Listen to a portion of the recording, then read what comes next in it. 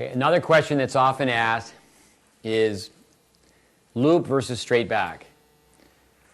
Beginners should take the racket straight back, then as they advance, then they should take the racket up high. Keep in mind some of the earlier chapters. The athlete's a biocomputer. You don't want to program a child to take the racket low, and then later on they have to deprogram, reprogram. So you want to start with the racket head up high. Again, I've only really been in tennis. I don't really know other walks of life, but I say this, and this is an opinion. I don't think there's many other fields where research and practice are farther removed.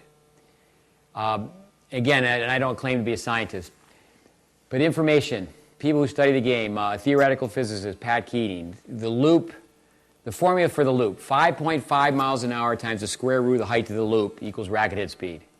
Well, to go through that, okay, do we need to hear that another time? 5.5 miles an hour times the square root of the height of the loop equals racket head speed. But I think a youngster's going to know if the racket's up high, they can use gravity. Like you're hanging onto a heavy bucket of water, and you let the racket free fall. Now by having the racket up high, the body's up high. The racket and body go down together. There's so many reasons that you want to have the racket head up high. The interrelationship of spins. Now you can hit a drop shot. You have disguise. Interrelationship of strokes. So besides being able to hit different spins, when you start with the racket up high, you're set for the return of serve.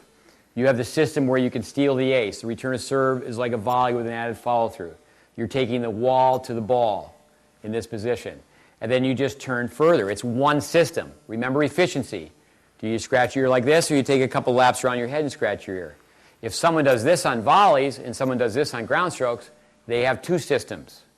And there's some top players that take the racket low, and almost all of them, there's exceptions, but almost all of them take the racket back up high this way. What do club players do, or young junior players that would like to be great, they take the racket low, they don't have the racket head speed falling to counteract the shock of the incoming ball, they take the racket this way. They go 3 feet this way, they go 3 feet this way. That's 6 feet of extra length. You want to have the racket head up high to be in sync with the body. The body's up, the racket's up, and they go down together. You want to have the racket up high for bad bounces. When you have to run to a ball, you're going like this. And when you get there, you want to set the racket back up. But you definitely want to teach a high backswing. Certainly there's players that exaggerate the swing. And if you look at most pros, if they have time, they'll take the racket this way because they want more racket head speed. There's some players that have a modified loop. But be very, very careful to tell someone, well, you're a beginner, take the racket straight back because it's simpler. Often use on the backhand side. Put the sword in the sheath and then say touche. Okay? The gun in the holster. Shoot the man on the balcony. From thumb to thigh to the sky. Okay? This makes sense. Okay, get my racket low because I'm going to go low to high.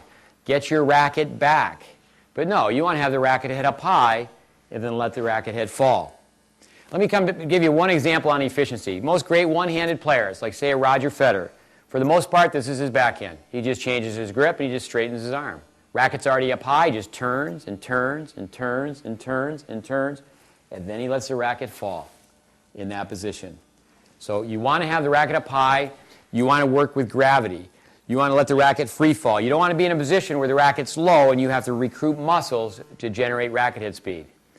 So put that down in your notes, loop versus straight back. The ready position, the racket's up high. You're ready. You want to teach ground strokes with a high backswing.